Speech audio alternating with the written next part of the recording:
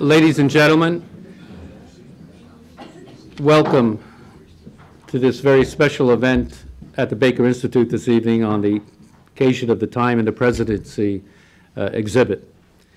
In addition to the keynote speaker, Hugh Sidey, that we'll be introducing in the program, we have two other individuals from Time present here tonight. If Mr. Steve Cameron and Clyde Boyce, who are here, we want to welcome them to the Baker Institute.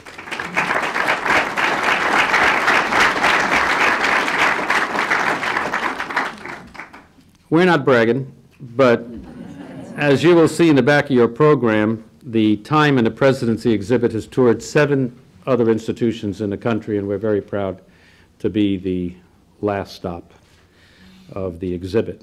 And as you can see, it's a very special exhibit, and I hope that you've all enjoyed it. I would like to thank the American Century Investments for their generosity in sponsoring this traveling exhibition and also for the reception here this evening. Tonight's program will be a participatory one, we hope, with the audience.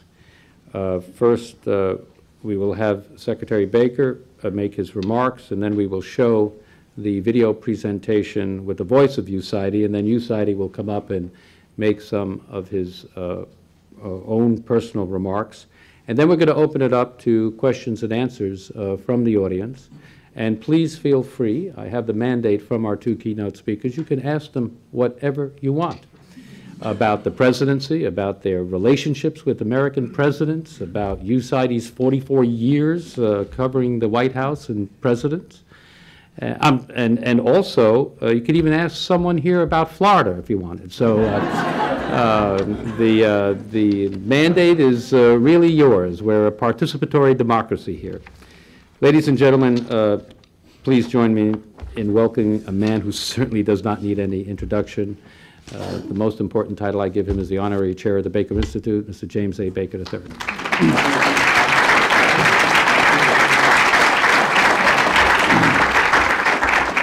Thank you very much, Ambassador Derigian, and ladies and gentlemen, welcome to the Baker Institute this evening. I hope you've enjoyed that wonderful exhibit out there. I was asked to go out and speak in conjunction with the exhibit at the Reagan Library when it was out there, and once I saw the exhibit, I said, well, we really got to do whatever we can to get that to the Baker Institute, and with the cooperation of Time Magazine and with the cooperation of American Century and with the cooperation of Hugh Sidey, we're here, and I hope you've enjoyed the exhibit. We're delighted to have all of you here this evening. Hugh Sidey is our distinguished guest tonight, and I'm not going to take too much time away from him, but I do want to speak briefly this evening about the disappearance of civility and cooperation in our national governance and in our national politics. And then, as Ed said, after Hugh's remarks, after the video and after Hugh's remarks, we'd both be pleased to take whatever questions you want to fire up here. Let me start out by saying that unlike my job in Florida, my remarks tonight are strictly nonpartisan. Some people said to me, you know, you were partisan in Florida. I said, oh, really? I said, politics is partisan. And if you're going to get involved in politics, you better be partisan or you will lose. So let me begin by saying that everything I'm going to talk about tonight about the lack of civility in our polity and in our governance does not involve casting blame on Democrats or Republicans. There's plenty of blame to go around, in my view, on the part of both parties, and both parties are at fault. But in talking about this issue, as I just indicated, I think we need to be realistic, because politics really isn't beanbag. You've heard a lot of people say that, but it isn't. It's a contact sport. There are important issues at stake in political contests. Healthy partisanship, and frankly, the kind of partisanship that I was used to when I first got into national politics, and the kind of partisanship that I'm sure Hugh Sidey has spent most of his career covering. That kind of healthy partisanship mediated through our institutions of government is how we work things out in a representative democracy. The challenge, of course, is to disagree without being disagreeable and to be adversaries without becoming enemies. I dare say I don't need to persuade anybody here that excessive partisanship grips Washington, D.C. these days, and it has really, probably for the last 25 years, or maybe a little more than that. And let me give you 5 examples of what I'm talking about, and then you can add your own, and there will be others. But first of all, I'd like to suggest that we have criminalized our political system, and that's really unfortunate. Watergate truly challenged our system of government. In the end, we worked it out. The system worked. We had a problem. We solved it. But we used that problem to justify some legislation that I think was a severe overreaction. For instance, the independent prosecutor statute and other laws that have done more harm than good. And so the result today, and for the last 20 years or so at least, is gotcha politics. Gotcha politics is politics where you win by having your opponent investigated, preferably indicted and convicted, but at least investigated. And both parties have suffered from this. Secondly, the corollary of criminalizing politics is that we have also unavoidably politicized our criminal justice system. Thirdly, we have transformed the confirmation process, and we're seeing the confirmation process in action now. We've transformed that into something really ugly and unsettling. And it's never really quite as bad, normally not quite as bad, at the beginning of a new presidential term as it is later on. But all too often now, the Senate doesn't simply offer advice and consent on the merits of a candidate, but attacks that candidate with a fury that is sufficient to destroy his or her reputation. I can't tell you how many good people I've saw in over 12, 13, 14 years of service up there in Washington who would come to Washington, and they, with excellent reputations, having performed beautifully in the private sector, and they would be smeared. They would never be able to get their good name back. They would lose their reputation. I've seen it happen to career Foreign Service officers who were serving under me when I was Secretary of State and who were merely carrying out the policies of the President that they happened to be serving at that time. And there were senators who disagreed with those policies, so they punished that person the next time they were up for a presidential appointment. Fourth, we have replaced the old cycles of politics and then governance with just one cycle, the permanent campaign. The day after the end of each campaign is now universally understood to be day one of the next campaign. This is a really destructive process because it substitutes the rules of politics, which I said a minute ago involve hand-to-hand combat and trench warfare sometimes, but it substitutes the rules of politics, which require partisanship, require adversarial combat, for the rules of governance, which really require that you cooperate with your adversaries for the common good. And fifth and last, we have debased our language, and with it, I think, our ability to think clearly by allowing the most partisan among us to dictate the terms of debate.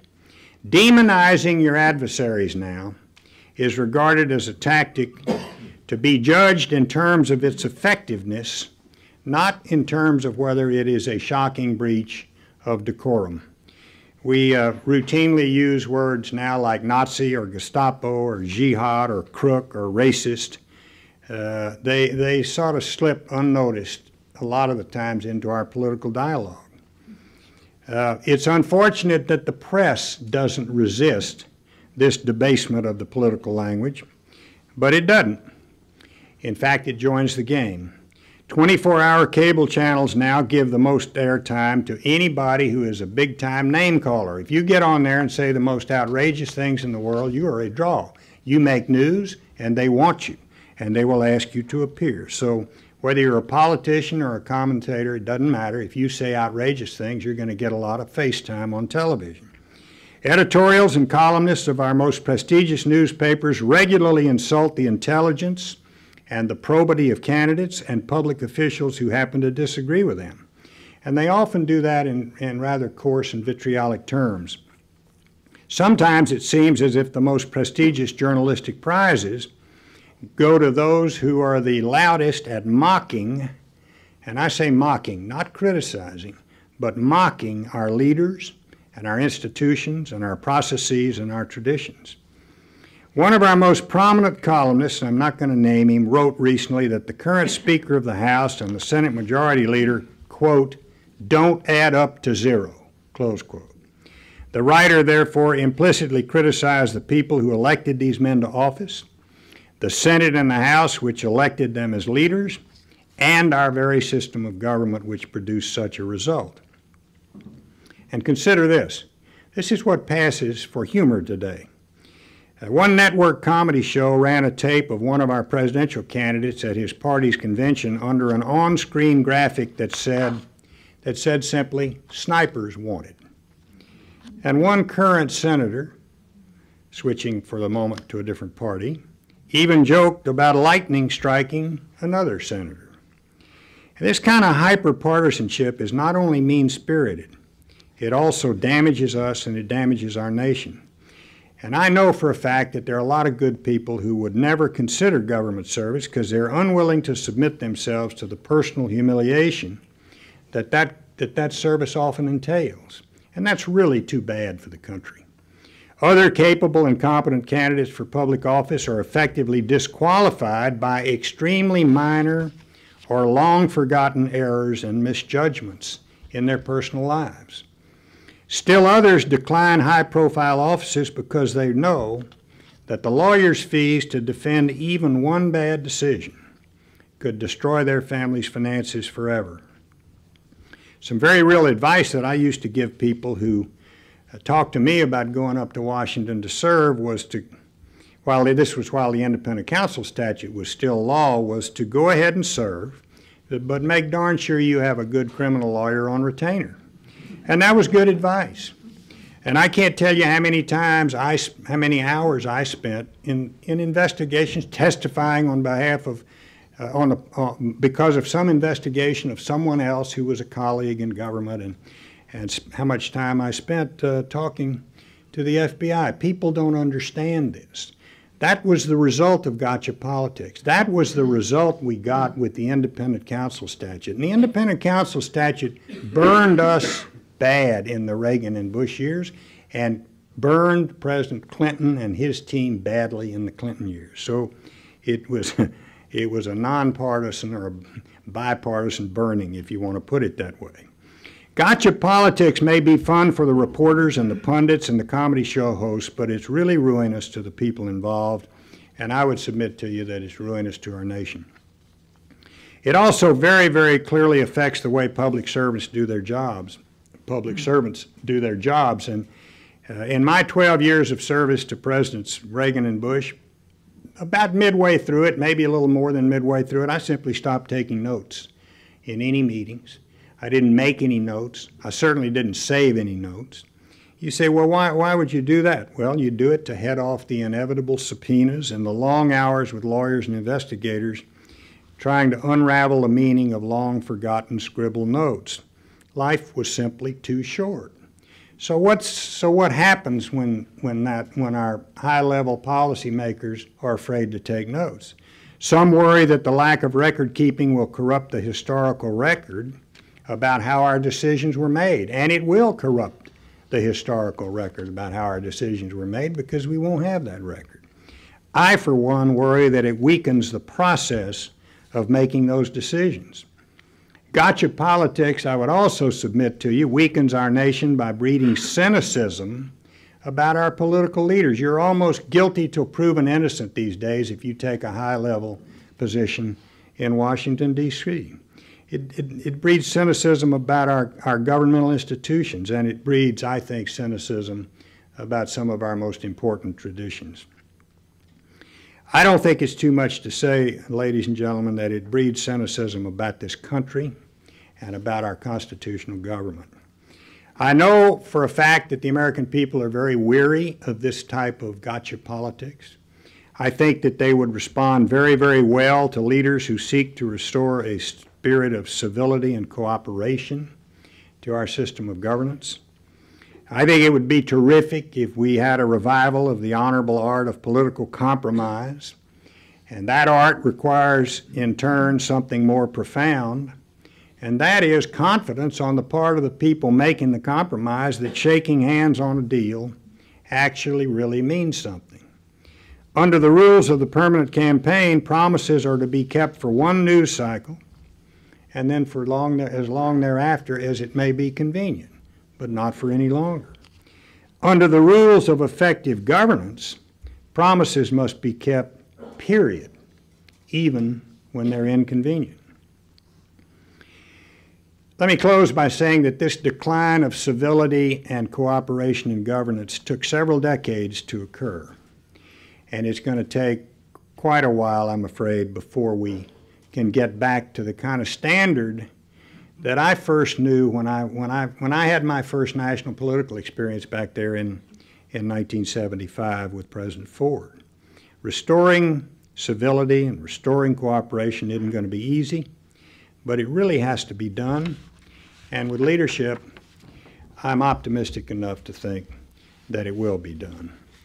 Now let me turn the podium over to our distinguished guest tonight, Hugh Sidey, for his comments after we see, I think, a video of the exhibit out here in the hall. Thank you very much.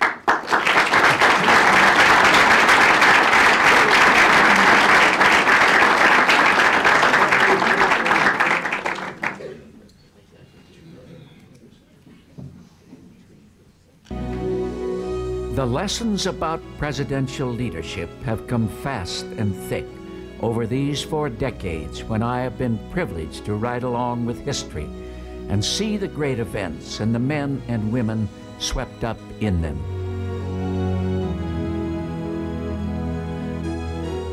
Somebody said a long time ago that sooner or later, most of history runs through the White House and is shaped in some manner by the presidency.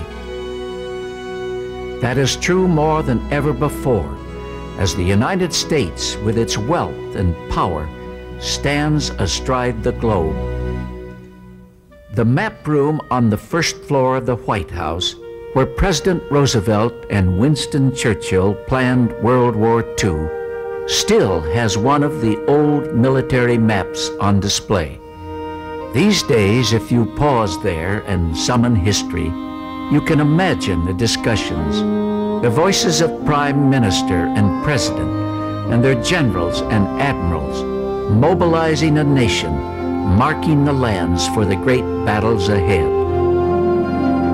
Roosevelt died when I was a senior in high school, and I still vividly recall when I heard that news on that April day in 1945. He was the only president I had known in my life. It never occurred to me that he would not go on forever. A man named Harry Truman from nearby Missouri was now president. One of Truman's political aides from the famous upset campaign of 1948 recalls that Truman did not just think he was going to beat Tom Dewey, he knew he was going to win. When 50 top political writers all predicted Truman would lose the election, the president commented, "I know every one of these 50 fellows. There isn't one of them has enough sense to pound sand in a rat hole."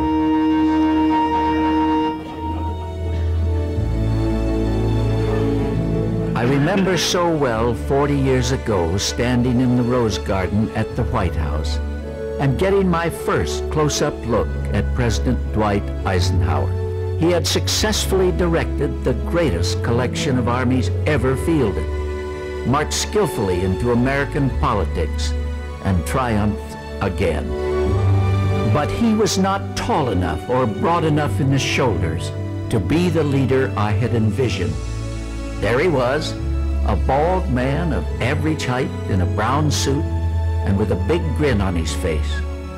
What I did not understand just then was the size and strength and goodness of Ike's heart, the true ingredients of successful presidents. In those early years, we were possessed by the Cold War, contending with the specter of a Soviet Union with nuclear weapons and 4 million men under arms, and an unpredictable government in the Kremlin. Flying back from the Vienna summit on Air Force One, I was struck again at how much responsibility comes to rest on a single human. John Kennedy had asked to talk with me about his encounter with Nikita Khrushchev, and I looked down at a desperately fatigued man as Navy corpsmen put hot packs on his ailing back. But his eyes were bright, fierce. The heart was strong.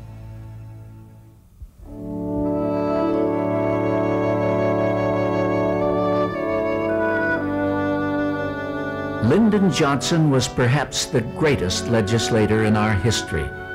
Washington was Johnson's jungle. He sensed the intrigues behind every political move, and he could read the eyes, the handshakes, and the body language of those with whom he dealt.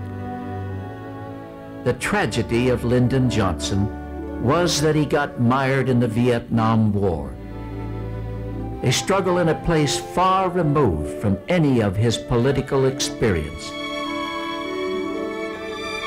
and one he would never understand.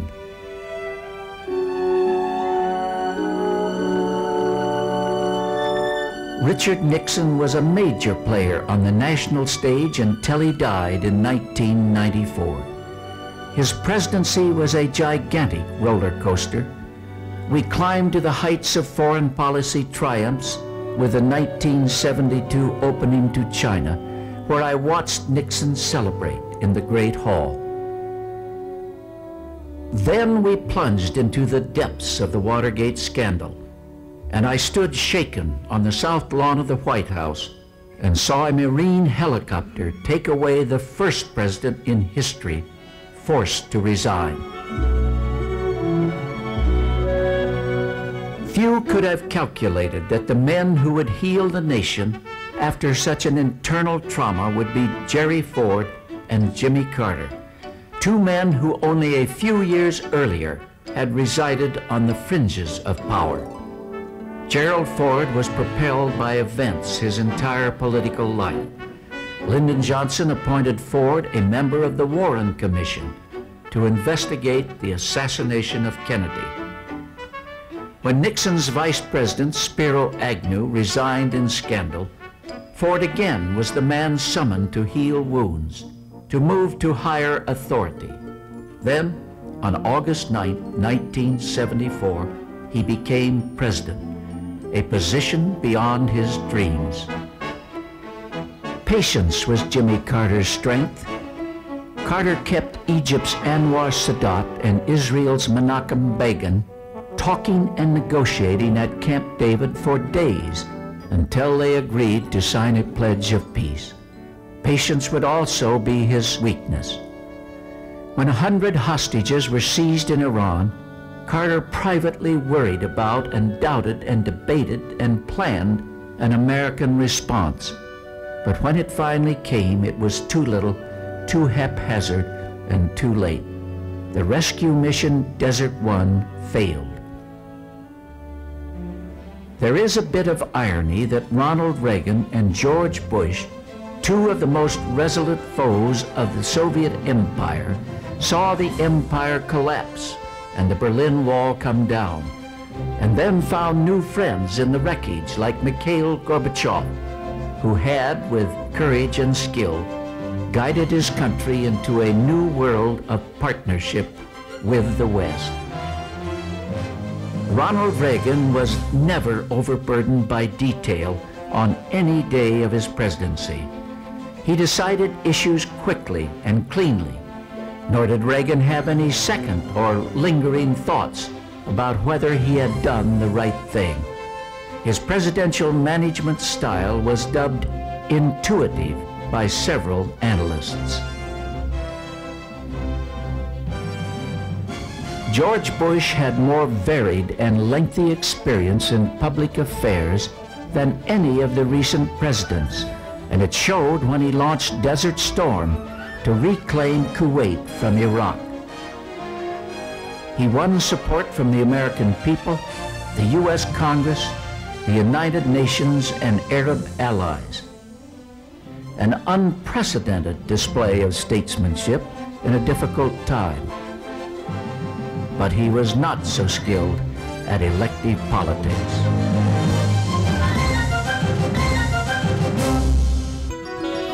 No sooner had it seemed that the Reagan-Bush legacy would march on into the future than a troubadour of the new generation, Bill Clinton, the young and talented governor of Arkansas, upset those plans by defeating Bush in his re-election bid. Bush, in all likelihood, the last of the World War II generation that will occupy the White House, succumbed to a man who understood the dramatic changes brought to politics by instant, pervasive, and personal communication.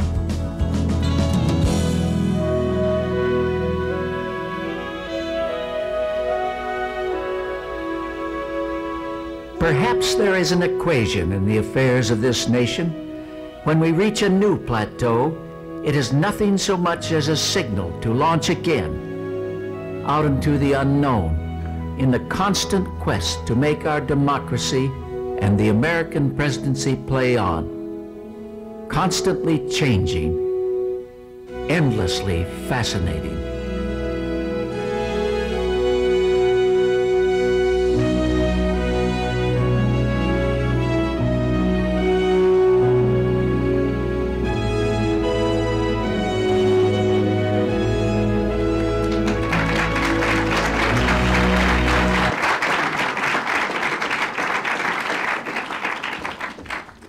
Ladies and gentlemen, it's a pleasure to welcome the narrator of that wonderful video, Hugh Sidey, to the podium. A fourth-generation journalist, Hugh Sidey joined the staff of Life in 1955 and Time in 1957. He has authored or contributed to 7 books on the presidency and was a panelist on television's Inside Washington for more than 20 years.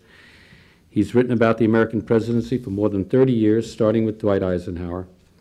And his curriculum vitae you have in your program. I won't repeat everything, but there is one line in there, if you've noticed. He said, Mr. Sidey was the only reporter George Bush allowed on the plane when he left Washington in 1993, and we're dying to know what he told you.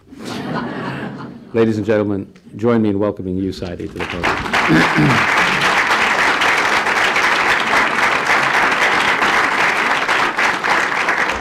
Well, I'm delighted to be here among friends and also honored by Rice University. And in my life, whenever I've followed James Baker, good things have happened. And I think that I knew him when we came up with Ford and was over at Commerce, and then in politics with George Bush, and then back as Chief of Staff and Secretary of the Treasury, Secretary of State. And I must say, when he walked out on the stage down in Tallahassee, I knew those partisan people down there were in good hands, and I think the results have shown it. You've heard some of what I have to say here in this video, but let me just talk about character, because that's what that was about. It's about the men, and hopefully someday the women who inhabit the office. And we've heard in these last years so many people who have said, oh, but this is a government of laws and not men.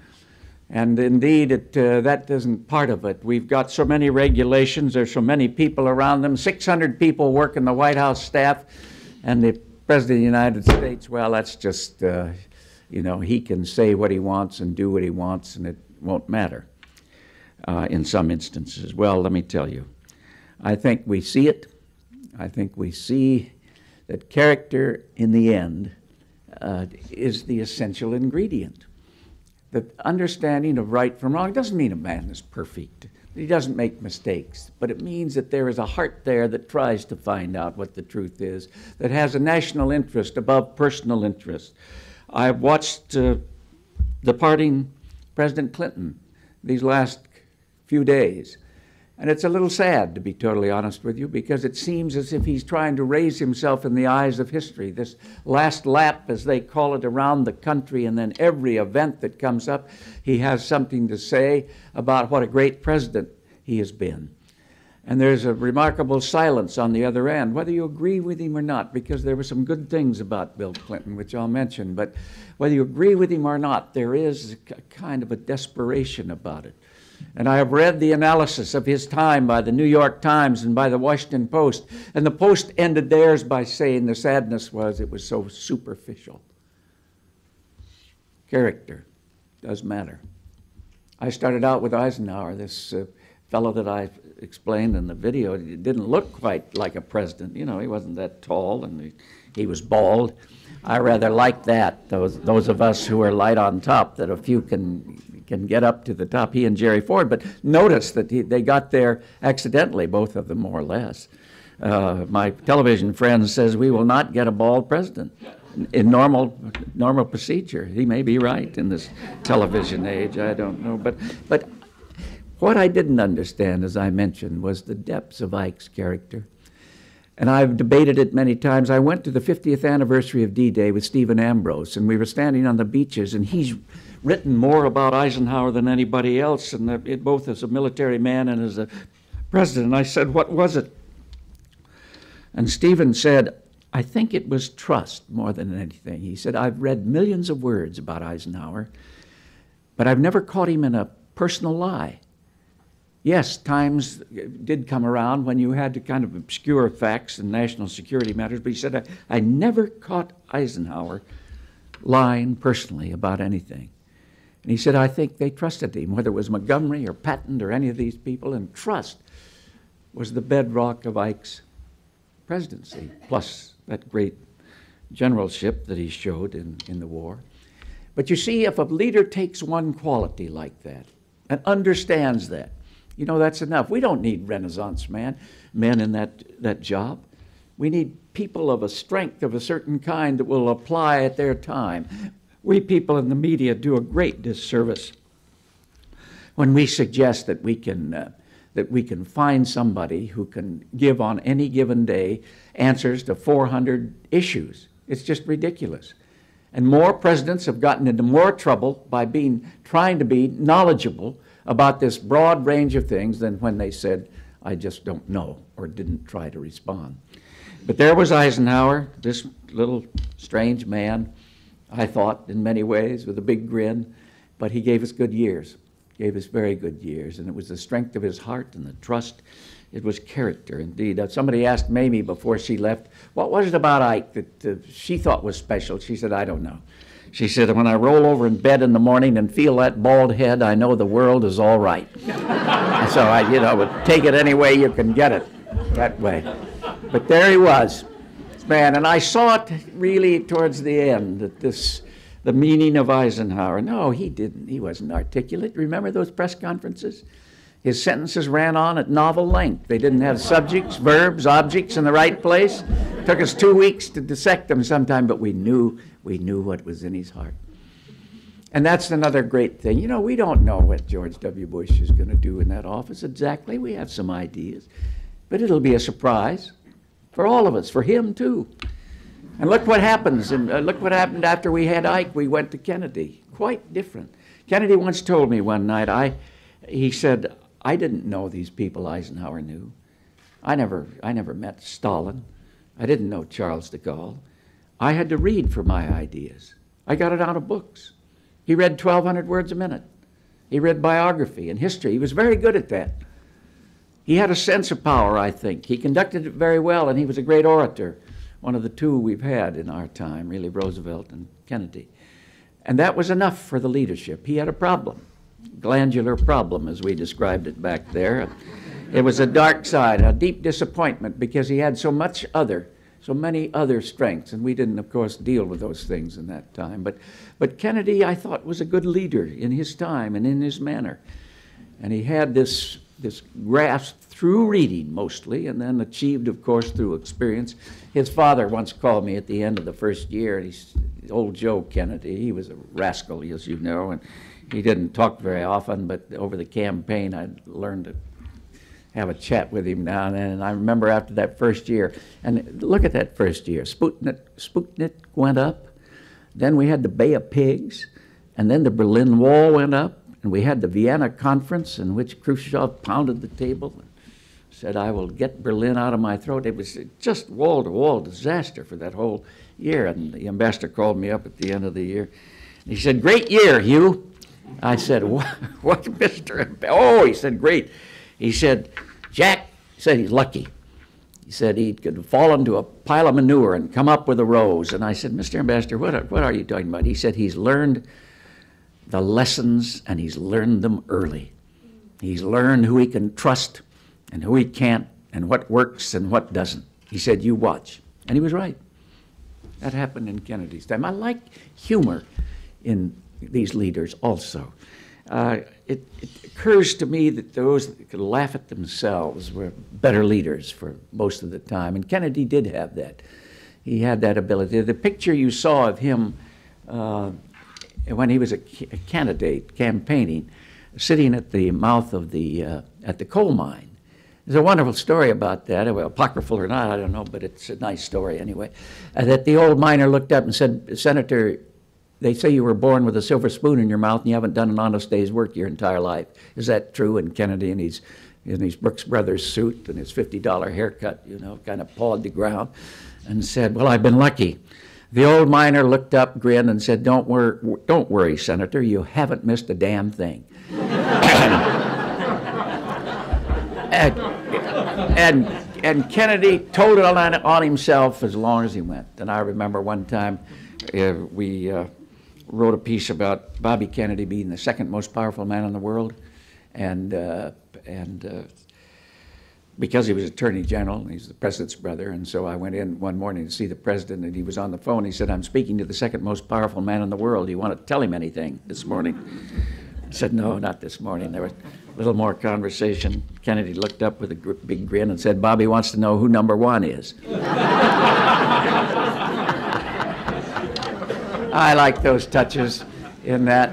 But Kennedy then, in that Dallas day, cut short, and we get a man, Lyndon Johnson, who is so unlike Kennedy in so many ways. I say the greatest legislator we've ever had. We don't get these people anymore that like to sit there with bills and carve up the billions of dollars, you know, have the boys down from the hill and have a few drinks and tell a few stories. Johnson was a master at it. But the world, no, didn't understand it. Was kind of trapped in bad advice in many ways because he didn't trust military people. He used to tell me about that when he was in Congress and how these people came down and testified and they had all these medals, but he said we couldn't get them off their horses or out of their battleships. He just had contempt for it, and of course in the end it hurt him badly. And I'll always remember coming back from one of those Asian summits when he gathered us on Air Force One and he said, boys, I don't understand foreigners, they're different from us. You know, where do you go? The guy next to me said, oh, my God, we're in for trouble now, you know. We were. Johnson was this great tactile man, a persuasive man, huge man. As you know, he hovered over people and thumped them and squeezed them. Barry Goldwater came out of his office once and said he's the only man that I know who breathes in my mouth when he talks to me. And he did. And I remember after that Asian summit, Johnson looking at us, he said, I couldn't get a hold of them, boys. They were too little. I couldn't reach there, couldn't find them. Yeah, that's right. But then we moved on. We moved on from Lyndon Johnson, remarkable man. But he really was. He was probably the most fascinating human being I've ever known, both outrageous and wonderful at various times. I have to tell you this story, though. When he traveled around the world, he took with him plastic busts of himself that he'd had made up in 3 sizes, small, medium, and large. And depending on his affection for you, he'd give you the right size. And we were up on the DMZ in Korea one time, and he gave the boys a big plastic bust of himself, and I'd never seen anything like that. As he spoke, he caressed himself. Just kind of petted himself there. And he was so apparently inspired by that scene that's when he told the world that his great-grandfather had died at the Alamo. That's pure fiction. The great-grandfather died in a bed here in Houston. and we're not sure with whom, as a matter of fact. But within about 3 hours of that announcement, the word came back from all the Texas historians, where did the president get this? He never admitted it till later, but he had just been so carried away. In 1967, Johnson went down to see Harold Holt, who had drowned in the surf or been eaten by a shark, and Holt was a great friend of his. And he went down there before Christmas, and there began one of the most amazing presidential missions known to man. He flew down there and decided he would secretly fly around the world and drop in on the Pope on Christmas Eve. And he didn't tell anybody. So we hit Australia, and then we hit Thailand, and sure enough, Christmas Eve, 6 American helicopters materialized out of the mist over St. Peter's Square. 20,000 people down below waiting for the Pope's blessing, frightened to death by this apparition that's come out. You know, the helicopters drop bolts and drip oil on people down below. We landed in the Vatican garden, destroyed that wonderful vegetation there. And Johnson went up into the Pope's library and gave him a plastic bust.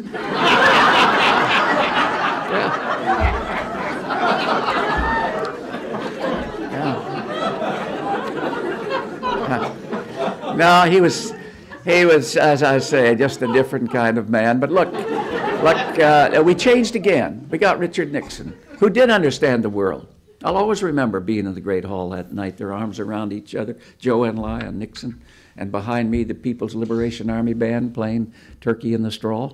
And it just boggled your mind that this man, this strange man, and he was a strange man, had brought this about. He sensed it. He had some feeling about it. He could see out there. And then, of course, Watergate. Just a disaster. Somebody once told me, he said, listen, can you imagine if we could just reverse these roles? Because had they had tapes on Lyndon Johnson, he'd have burned them in 15 minutes. We'd have never been through that anguish. And that's probably right. Johnson understood that city. Nixon did not quite, even though he'd been there a lot. But he understood the world. And just before he died, I went up to Clifton, New Jersey, and sat with him. And he was talking about amazing kind of prescience about the different nations and how we couldn't have enemies in either China or Russia, how that we would need one or the other as the time went on. Boy, that's been so true. He just had a feel about it, and how he went back to these places and saw the old butcher in Moscow, and how he just loved to do it. Tragedy of his life, the whole Watergate business. Remarkable talent that was forced out then. And then Jerry Ford, nobody expected it. None of the above. Not a reader, not a scholar, not a general, none of it. And yet, wonderful man. I don't know if you saw him at that 200th birthday dinner where we got all the presidents to come back. He was the star. Jerry Ford, 86 years old, stood up there, humor, turned to those other, he and Jimmy Carter, who'd been enemies at one time. Just a remarkable character, something deep down in there that just carries these along. I asked Jerry Ford about that moment when he took over, when he walked Nixon out to the helicopter. What was it like? Was he afraid? And I think this was it. Jerry Ford said, I never had fear. He said, I had questions. I was awed, but I was never afraid. He said, you have to remember, I knew Truman and Ike and Nixon and Kennedy.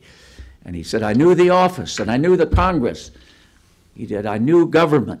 He said, I never was fearful. And boy, was that the truth. And he never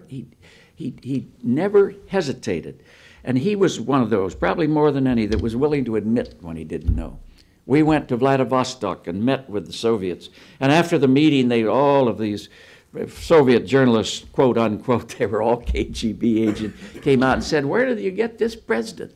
He's a real dumbcough, you know. We raise these issues about megatons and throw weights, and he just looks blank and says, Henry Kissinger, do you know anything about that? Or, you know? Well, I remember sitting there with John Chancellor, who was alive then, and several of us. We said, that's the best thing we've heard about this president. He didn't try to fake it. He admitted it. And he got the people that knew. And he made that government run. And of course, as you know, I think he'd have won had he not pardoned Nixon, but that was wise too. And there was a touching ceremony. I don't know if you saw it. It was up under the dome of the Capitol about a year and a half ago. And they gave him the Congressional Gold Medal. And Jerry Ford came in, and Betty Ford was there, and they had 6 or 8 speakers. And President Clinton came in by himself and sat down.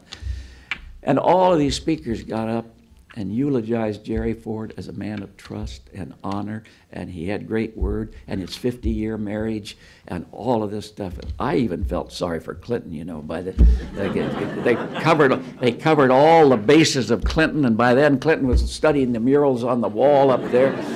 But Clinton, good for him, got up and said,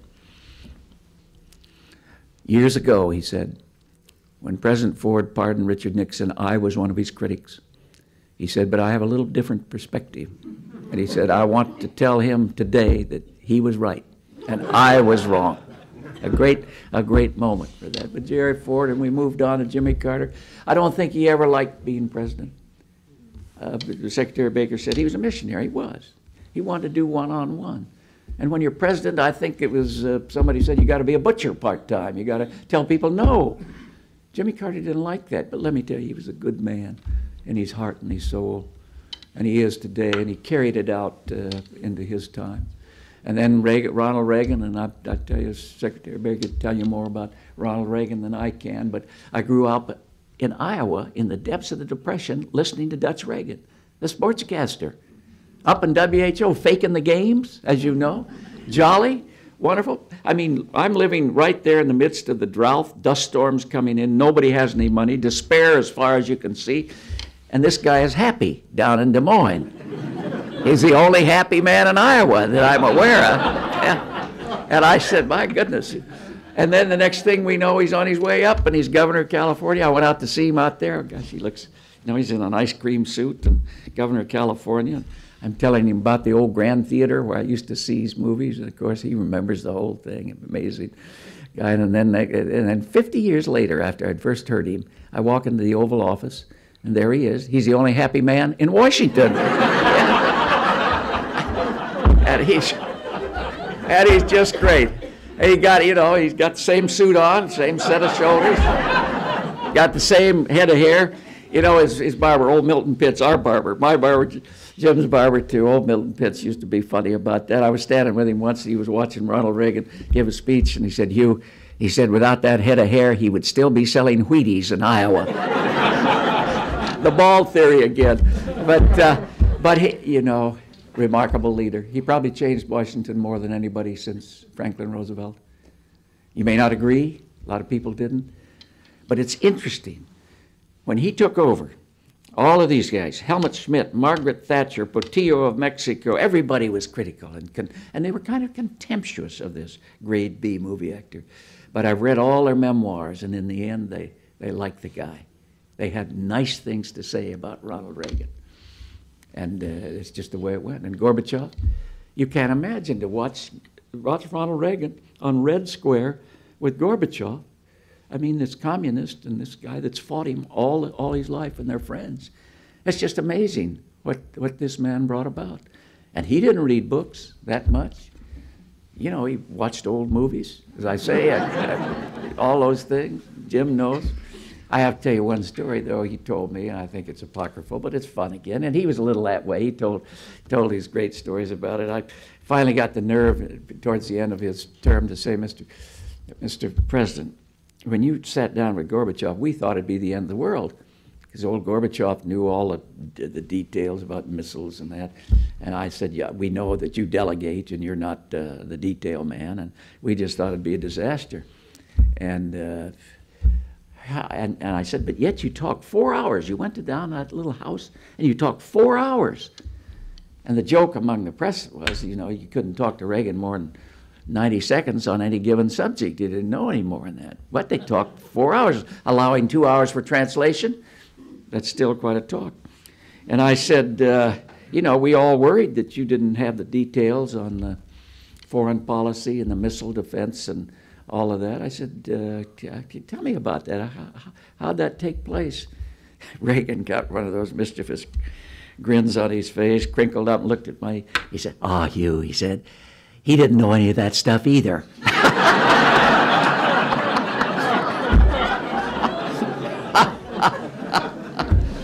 But I tell you, in that Moscow trip, he gave some of the greatest speeches on foreign policy I've ever heard.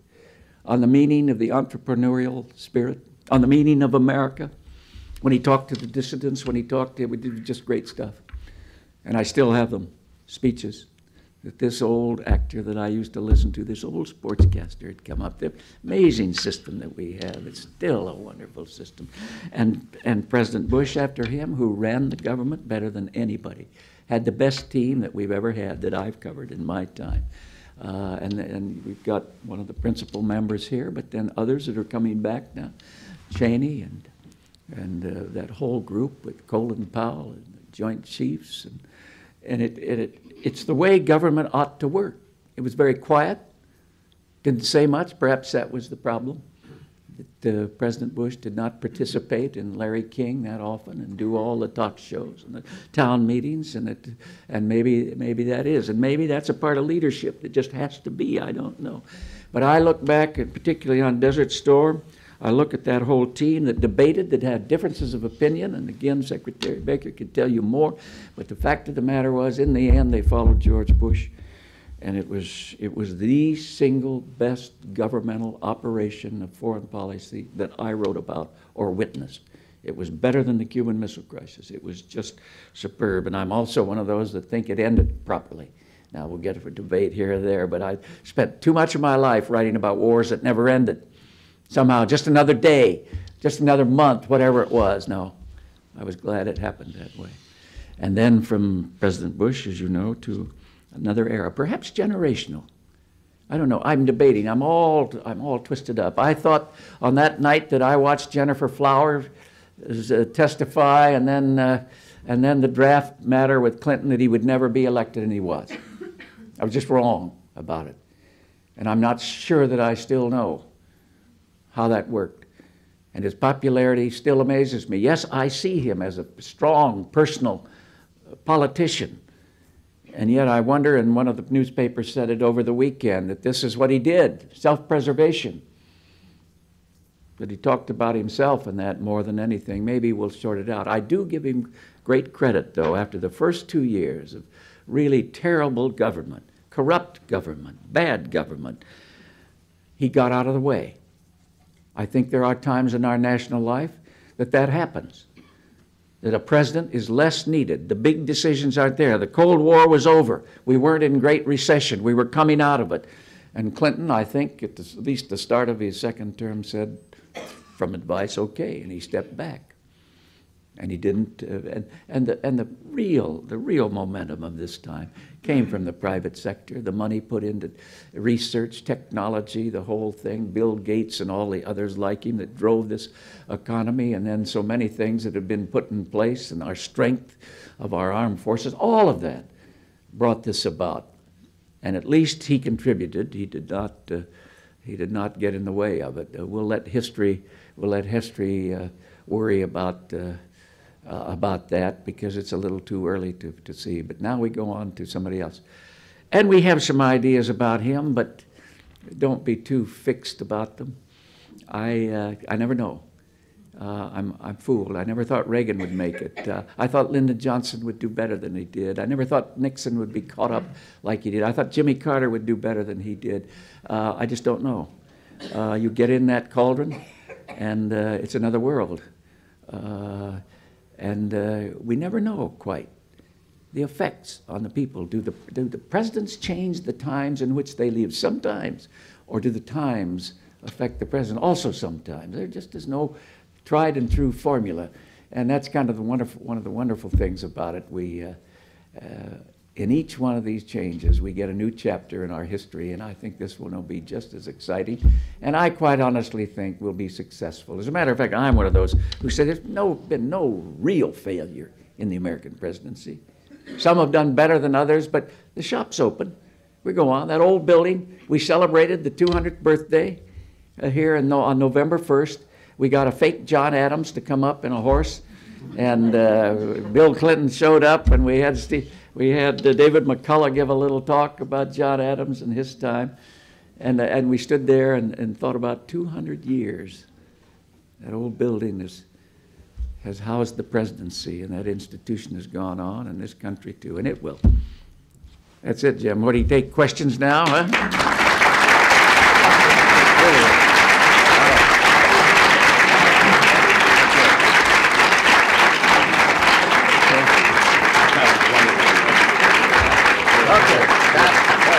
We got an act. Raise our price. Ladies and gentlemen, the floor is yours. If you raise your hands and wait until a microphone comes to you, if you could, gentlemen here.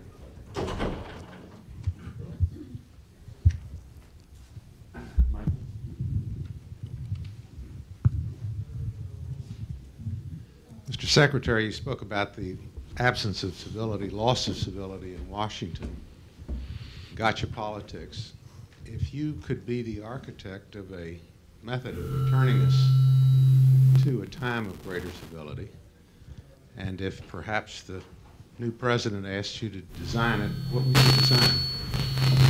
Well, I'm not sure I know the answer to that, except to say that we've gotten a little bit of a start on it by getting rid of the independent counsel law. That was very good. There needs to be, I think, some major effort at returning to bipartisanship. I like very much, of course, I'm clearly biased, but I like very much what the governor of Texas said during his campaign about trying to be a uniter, not a divider, trying to get us back to a bipartisan approach to national problems. It's going to be harder to do now because of the way, and I mean, I think we have to acknowledge that, because of the way in which the election ended and the closeness of the election. By the way, let me just interject here and say, I don't think we're going to see a repeat of this in a long, long time. People say something wrong with our system, what do we need to do to fix it and everything. I don't think there's anything wrong with the system. The system worked. We worked through it. Our institutions of government worked through it. There aren't any tanks rolling in the streets. Yeah, we might look at punch card ballots and see whether or not we can make some changes in that.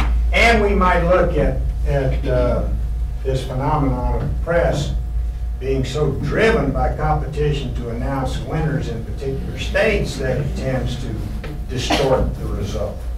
But those are different.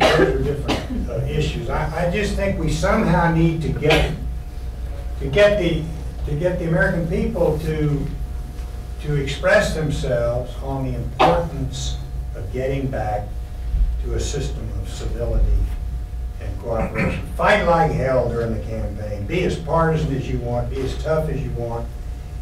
Get down there in the trenches and do hand-to-hand combat. But when it comes time to govern, stop the perpetual campaign. There doesn't have to be there ought to be a time for campaigning and a time for governing. That's the way it used to be. That was the way it was really almost up through Ford. Certainly it was that way up to Watergate, in my opinion. And I don't know whether you share that view or not, Hugh, but he's covered them a lot further back than I have. I started in '75, and I think that used to be the way it operated. And there were.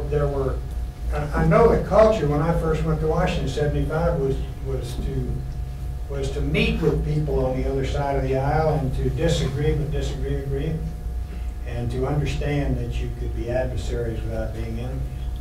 As far as a discrete system, I don't have the answer.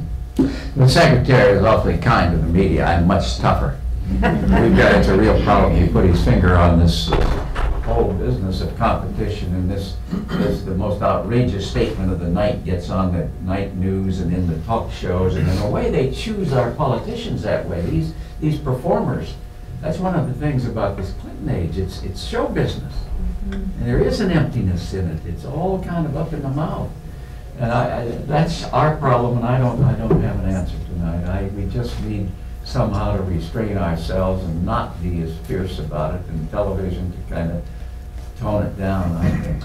Well, I don't think we've probably bashed the media enough tonight, but I think this guy's very realistic. As a member of the media, he's very realistic where the media's concerned. But somehow we need to find a way to establish some sort of accountability. There is no accountability. The press can print pretty much anything they want to print under our libel laws and the decisions of the Supreme Court of the United States, if you're a public figure, you have no recourse. They can print first and verify facts later, and that's what's happened now because there's so much competition in the press. It's a business, everybody's in the business, and you got to be the first to. And we have this this decision. I gave a little eulogy at the funeral service last week for Bill Rogers, who was Nixon's Secretary of State, and who was the lawyer for the New York Times Company in a case called Sullivan versus New York Times, where the Supreme Court said a public figure, in order to recover where he or she has been libeled or blasphemed, must show malicious intent and malicious conduct on the part of the press institution that is libeled, or the publisher, whoever the publisher is. Well, that's a standard and a burden that doesn't exist in any other country in the world that I'm aware of. I mean, you take the UK, there's some very, very significant and effective libel laws, and the press are very careful sometimes about what they print. That would be a step in the right direction if we could find some way to get some sort of accountability on the part of the press. Then that would limit to some extent some of these outrageous statements that you hear, because they sell newspapers or they sell TV advertising, people are free to make them because there's no penalty for doing so. I was telling the secretary before, there's another important element here from the top, the example. And I can already detect a difference in the White House. I call over there once or twice a day. I'm president of the White House Historical Association, and I have a lot of dealings here about we help them buy antiques and paintings. You can feel a change of the coming of Bush. I could feel it within 48 hours when Reagan took over back there. And that does flow out. If the behavior of the people, the person at the top changes, that'll make a difference. I'll bet you. We'll see what happens. Yeah, Mr. Sidey, you began with FDR, understandably, and you commented that that when he died, he was the only president you had known. But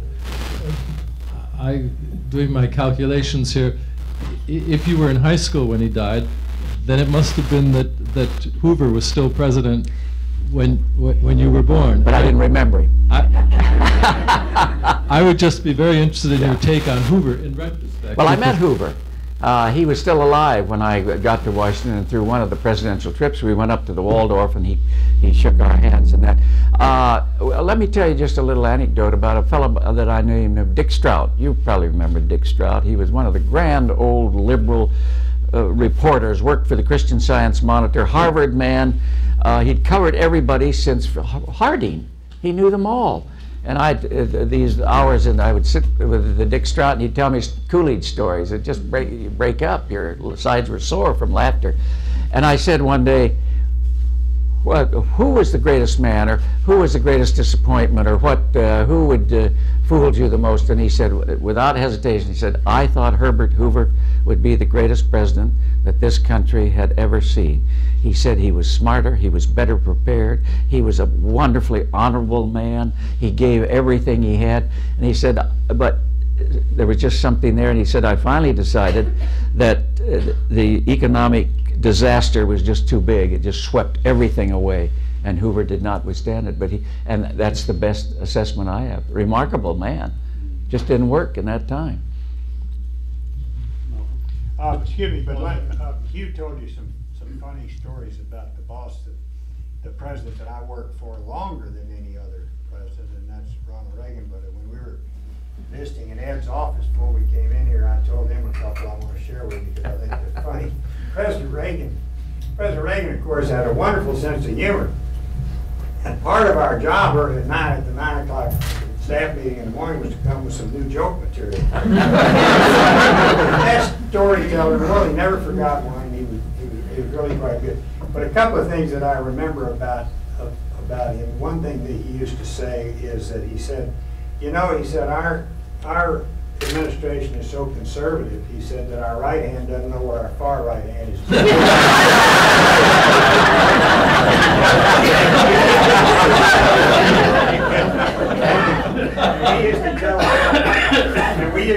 story about President Reagan where we would say, you know, President Reagan does not like yes men. When he says no, we all say no.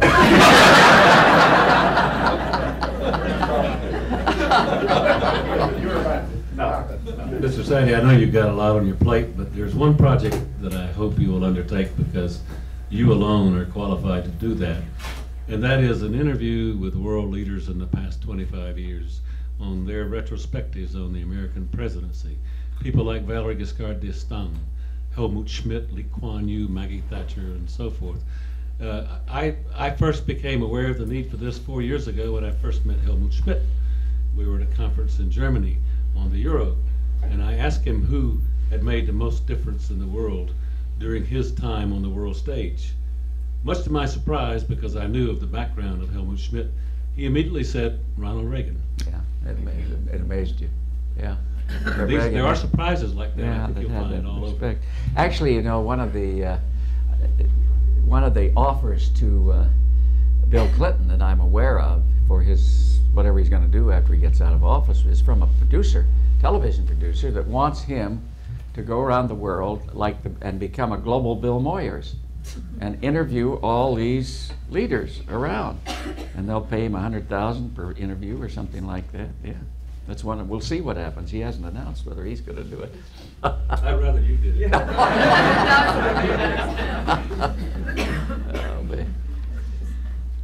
Do we have another question? I have a question. President, wait for the microphone. Sure. I have a question for Mr. Sidey, and if you look at the last 8.25 years from the time that President Clinton was elected, and it's just amazing. You look at the Secretary of State there in Tallahassee, as you mentioned. You've gone through 8.25 years, and yet the Clinton administration is bookended by the Bushes.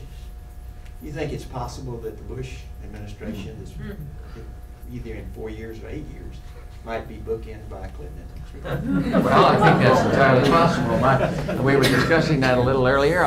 I have assumed that someplace in the Mayflower Hotel in the last month there's been a secret meeting by the Gore people to get ready for 2004, and I think that may run right into Hillary Clinton, who gives every indication that I can see that she wants to get prepared for it. So I think it's going to be very interesting to see what happens on the Democratic side. That's possible. I also, just one other little thing that kind of bears on it. I think President Bush not only is the biological father of this administration, but he and his people, like the Secretary, are the godfather of kind of a resurgence of decency and honor and standards in public life. And though President Bush lost, I think maybe in that he left us something that is emerging again. I sure hope so.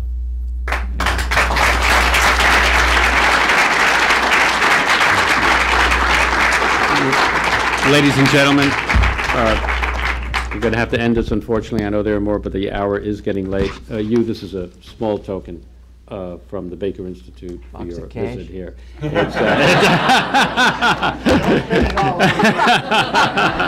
you. Thank you very much. Very good.